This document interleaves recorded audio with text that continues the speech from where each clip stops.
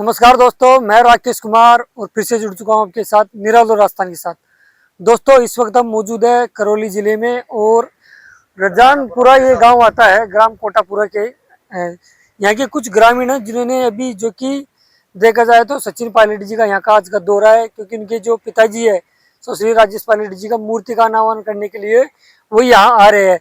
तो यहाँ की कुछ हमारे साथ है कुछ ग्रामीण लोग मिले, इनसे चर्चाएं करेंगे कि इन्होंने क्या व्यवस्थाएं कर रखी है और मतलब क्या क्या, मतलब इनसे बातचीत करने की कोशिश करेंगे। तो मैं शुरुआत आपसे करना चाहूंगा। क्या नाम आपका? सुरेश सिंह है साहब। सुरेश सिंह जी। हाँ जी। आपने क्या व्यवस्थाएं कर रखी है पायलट साहब जी के दौरे को लेकर? हमारे सर पायलट साहब राष्ट्रीय नेता हैं और हमारे सभी गांव जो सेसरवासी हैं वो समस्त जो हम निकलेंगे उनके लिए हम पानी पिलाएंगे और नाश्ता पानी भी देंगे, उनकी सेवा करेंगे, उनके स्वागत करेंगे।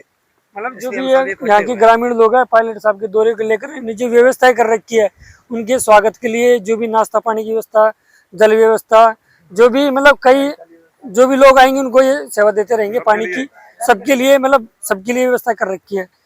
पायलट जी को आपके किस तरह से देखते हैं आपके राजनीति के तौर पर? पायलट जी को सर्व समाज महान नेता समझते हैं। कोई एक समाज का नेता नहीं है, ये सभी समाजों का नेता है और बड़ा लोकप्रिय नेता है। ये सभी समाजों को लेकर के साथ में चलता है, किसी एक समाज को ना कि किसी एक समाज को साथ में लेकर चलता है। सभी का हितैषी है और सर्वोपरि नेता है हमारा ये। लेकिन कई ऐसे विपक्ष के लोग होते हैं जो कि पायलट साहब को टारगेट करते हैं। क्यों करते हो टारगेट? अब ये तो सर उनकी राजनीति है, छीटाकशी करते हैं। जो आदमी ऊंचे पद पर जाता है, ऊंचा निकलना चाहता है, उसको हर कोई टांग खींचना चाहता है और तरह तरह के आरोप भी लगाते हैं। वो दूदू में एक बेनीवाल जी की सभा हुई, इसके अंदर पायलट साहब को टारगेट किया जाता है। वो बोलते हैं कि पायलट साहब की एक टांग कांग्रेस में रहती है, एक टांग बीजेपी में रहती है। क्या कहना चाहोगे इनकी बातों पर आप? नहीं, ऐसा कुछ नहीं होता है। वो तो सब नेता तो नहीं, वही है एक तरफ सबके लिए, समाज के लिए। ये तो सब राजनीति, वो तो सब राजनीति के, ऐसा कुछ नहीं है। तो सचिन पायलट है ना, वो एक मतलब लोकप्रिय नेता है। ये तो कांग्रेसी नेता है। कांग्रेस हनुमान बेनीवाल जी को आप जानते हो? हाँ जानते हैं। उन्होंने जो भी दूध के बहराना दाम था वहाँ मुद्दा चल रहा था जमीनी विवाद का, उन्होंने पायलट साहब के ऊपर एक टिप्पणी की। वो बोलते हैं कि पायलट साहब की एक टांग तो कांग्रेस में रहती है और एक टांग बीजेपी में रहती है। ऐसा कुछ नहीं था। मतलब आप क्या कहना चाहोगे हनुमान बेनीवाल जी को? आप क्या जवाब देना चाहोगे? नहीं, हमारा तो ये जवाब, वो भी महान नेता है, बेनीवाल जी भी अच्छे नेता है, लेकिन उनकी सोच के हिसाब से उन्होंने कह दिया होगा सर। लेकिन ऐसे पायलट साहब है नहीं है, ऐसे पायलट साहब है नहीं है। ना वो किसी पार्टी में जाते हैं, ना उन्होंने आज तक पार्टी के साथ गद्दारी की। उन्होंने तो अपनी पार्टी के साथ में, अपने देश के हित के साथ में कार्य किया है। और गहलोत साहब भी इनके ऊपर टिप्पणी करते हैं। फिर वो अब गहलोत सर की भी सोच है सर, वो भी ऐसी टिप्पणी करते हैं। पायलट साहब को भी नकारा निकम्मा वगैरह कुछ शब्द कहते हैं, लेकिन ऐसी कोई पायलट साहब ने आज तक किसी के बारे में किसी कोई गलत व्यवहार नहीं किया, गलत कोई बात नहीं कही आज तक। वो ऐसे नेता है ही नहीं है। अब ये तो एक दूसरे के ऊपर टिप्पणी लगाते हैं तरह तरह की सर। आप किस नेता को अपना किसान नेता मानते हो? सचिन पायलट जिंदाबाद, सचिन पायलट जिंदाबाद। हमारा नेता कैसा हो, सचिन पायलट जैसा हो। अगर आपने सचिन पायलट जी की बात की तो आज सचिन पायलट जी ने आपके लिए अभी तक क्या काम किया है?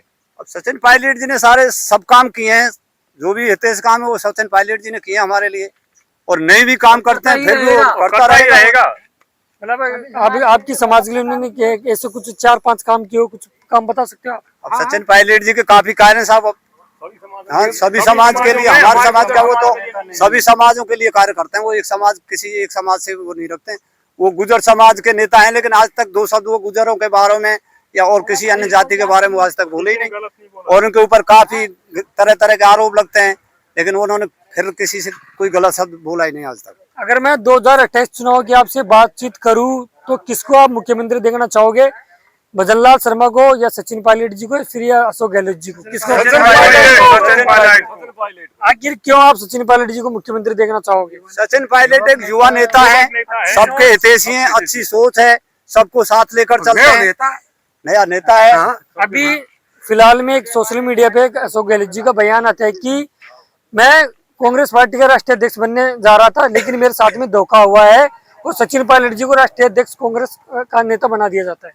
ये तो उनकी मनगढ़ंत बात है साहब, ये तो उनकी मनगढ़ंत बात है। नहीं तो किसी ने ना कोई उनको धोखा दिया उन्होंने खुद ने ये षड्यंत्र रच करके ये काम किया था। पायलट जी का इसमें कोई हिस्सा नहीं था कि ये यहाँ रुके या वहां जाए, लेकिन वो तो उन्होंने खुद की सोच से काम किया था। पायलट साहब ऐसे क्यों बोलते हैं कि मैं कोई बैंगन बेचने नहीं आया, मैं तो सीएम बनने के लिए आया हूँ? वो गहलोत जी नहीं, गहलोत साहब का हमने बयान सुना था एक वीडियो में, उन्होंने बोला कि मैं कोई बैंगन बेचने नहीं आया, मैं सीएम बनने के लिए। आप क्या कहना चाहोगे? ऐसा नहीं है साहब, कोई चीज है उसको अध्यक्ष सब बन जाना चाहिए वहां पर जाकर के। या दिल्ली में अध्यक्ष बनने के बाद उन्होंने कहा कि मेरे साथ में धोखा हुआ है। अब धोखे का तो पता नहीं साहब क्या धोखा हुआ है, कच्ची धोखा नहीं, नहीं। इसने खुद किया है, इसको नहीं धोखा दिया है सब। क्या कांग्रेस पार्टी को एक नया युवा मुख्यमंत्री बनाना चाहिए? हाँ, बनाना चाहिए सर। ये मुख्यमंत्री लायक है, ये सचिन पायलट है, वो सभी समाज के हितैषी हैं और उसी के बल पर पहले कांग्रेस आई थी। अगर इसको सचिन पायलट को अगर मुख्यमंत्री नहीं बनाते तो इस बार भी कांग्रेस का आना मुश्किल है। बाबा कर्नल ने आपकी समाज के लिए क्या काम किया है? बाबा कर्नल ने तो वो काम किया है जो आज तक किसी ने ना किया, ना करेगा, ना होगा। ऐसा क्या काम था जो कि बाबा कर्नल त्रिवेदी ने आपकी समाज के लिए? हाँ, उन्होंने समाज के लिए एक बताओ। आरक्षण दिलवाया हमारे लिए, और सबसे बड़ी बात यह है कि उन्होंने शिक्षा की जोत जलाई, सभी समाज को एकजुटता रखा और शिक्षा की बहुत बड़ी अलग जोत जलाई है। उसका परिणाम आज हमें देखने को मिल रहा है और हमें आरक्षण दिलवाया। ऐसे नेता तो हमारी पृथ्वी पर हमने आज तक ना सुना, ना देखा, ना शायद होगा, कर्नल साहब जैसे और पायलट साहब जैसे। मैं अभी वर्तमान में भी एक मुद्दा चल रहा था पांचरा बांध का, तो ये लगभग बताया जा रहा है कि 20 सालों से मुद्दा चल रहा है। क्या मामला है ये? इस पर सर क्या मामला है? बताओ बाबू जी, क्या मामला है पांचरा बांध के मुद्दे को लेकर? आप क्या कहना चाहोगे? पानी की रुकावट के लिए मुद्दा है साहब ये, और कुछ नेताओं की राजनीति भी है इसमें। कुछ नेताओं की जो राजनीति है इसमें, हाँ, पानी का हक तो जो 39 गांव हैं उनके लिए हक पहले पड़ता है। उसके बाद में 360 गांव है नदी के किनारे, उनके लिए हक पड़ता है। बाकी जब और पानी बचता है तो उसके लिए मतलब दे सकते हैं। बाबू जी, सरकार ने तो कोर्ट ने आदेश जारी किया है कि पहले कमांड क्षेत्र को पानी मिलना चाहिए, जिसमें कमांड क्षेत्र में बयान आ रहा है, गंगापुर सिटी आ रहा है, सामोदीपुर आ रहे हैं, इनको पहले पानी मिलना चाहिए। लेकिन जो यहाँ की करौली के लोग हैं, डूब क्षेत्र के लोग हैं, वो विरोध प्रदर्शन क्यों कर रहे हैं? फिर भाई उनको प्रदर्शन ये कर रहे हैं कि उनकी जमीन भी उसमें जा रही है और उनका सब काम उन्हीं के 39 गाँव पर स्थापित हुए हैं वो, और पहले भी 360 के लिए गाँव में पानी जाता है उनके लिए। कमांड क्षेत्र के जो लोग हैं वो ये कह रहे हैं कि सबसे पहला कानूनी तौर पर पानी पर हक कमा रहा है। भाई वो तो सही है, आपका पानी कमा रहा है, लेकिन यहाँ इसमें क्या है कि चंबल की नदी का अगर पानी आ जाए तो सबके लिए पूर्ति हो जाए, उनके लिए पूर्ति हो जाए, 39 गाँव के लिए पूर्ति हो जाए, तो 360 गाँव के लिए पूर्ति हो जाए। भाई कमांड एरिया पूर्ति हो जाए, चंबल का पानी आना चाहिए उसमें। आपके यहाँ डूब क्षेत्र में कौन किसान नेता लोगों का साथ दे रहे हैं पानी लाने के लिए? अशोक सिंह धावाई जी साथ दे रहे हैं और उनकी संघर्ष समिति है और 39 गांव के सभी मौजूद है, उसमें सभी जाति के मौजूद हैं। उसमें कोई एक जाति नहीं, उसमें मीना समाज भी है, गुर्जर भी है, अन्य ब्राह्मण भी है, सारी जाति हैं सब उसमें। और हमारा किसी जाति से विशेष उनका कोई विरोध भी नहीं है कि हम मीना जाति से विरोध करें या हमारी कोई लड़ाई, हमारे भाई है उनसे कोई लड़ाई, हमारी कोई लड़ाई नहीं। अभी सरकार ने जो 50,000 करोड़ की वो जारी किया है लिफ्ट परियोजना है, वो बोल रहे कि अब लिफ्ट परियोजना के तहत यहाँ के लोगों को सिंचाई के लिए पानी देंगे। नहीं तो सर वो 50 करोड़ की जो लिफ्ट की योजना है उसको धरातल पर उतार दें, पानी की पूर्ति कर दें। क्या इस बात से यहाँ की जो लोग है वो सहमत है? सहमत है सर, सहमत है। अगर उनको पानी की पूर्ति हो जाएगी, पानी आ जाएगा, सहमत है। लेकिन कमांड एरिया वाले लोग सहमत नहीं है ना इन चीजों से। नहीं तो उनको होना चाहिए सर, उनके पानी को रोक थोड़ रहे हैं हम, भाई उनके पानी को हम थोड़ा रोक रहे हैं, उनके लिए भी पानी जाना चाहिए।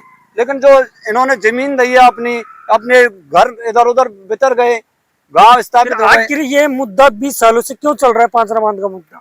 20 साल से सर यही चल रहा है कि हमारे 20 साल से पानी की मांग करते चले आ रहे हैं, आज तक उनको पानी नहीं मिला और वहाँ बस ने जब भी पानी के लिए किल्लत हो रही है पूरी। अब जी आप क्या कह रहे थे अभी? अब ये कहना चाहते हैं आप कि कम से कम एक साल है कि कम 20 साल से कम 20 साल से मुद्दा ये चल रहा है कि पहले 48 गांवों को पानी और बाद में पानी 360 गांवों को, और बाद में पानी फालतू होगा तो दे सकते हैं, नहीं किसी को पानी दे नहीं सकते। मतलब ये डूब क्षेत्र के लोगों का कहना है। हाँ, ये कहना है। पहले जो हमारे बांध के अंदर जमीन गई है, उनको शायद उचित मुआवजा भी नहीं मिला होगा। और ये कहना सबका ही है, ये नहीं गुजरों को कहना है, सभी जाति का कहना ये है कि पहले पानी हमें और बाद में दूसरी जा सकता है। 3 से 60 गांव को पूर्ति हो तो पानी भूल नहीं सकता कहीं। कहने का मतलब हमारे ये दूर क्षेत्र के ये लोग ये कहना चाहते हैं कि सबसे पहले पानी हमको मिले। उनका अधिकार है सर, भाई उनका अधिकार है यार।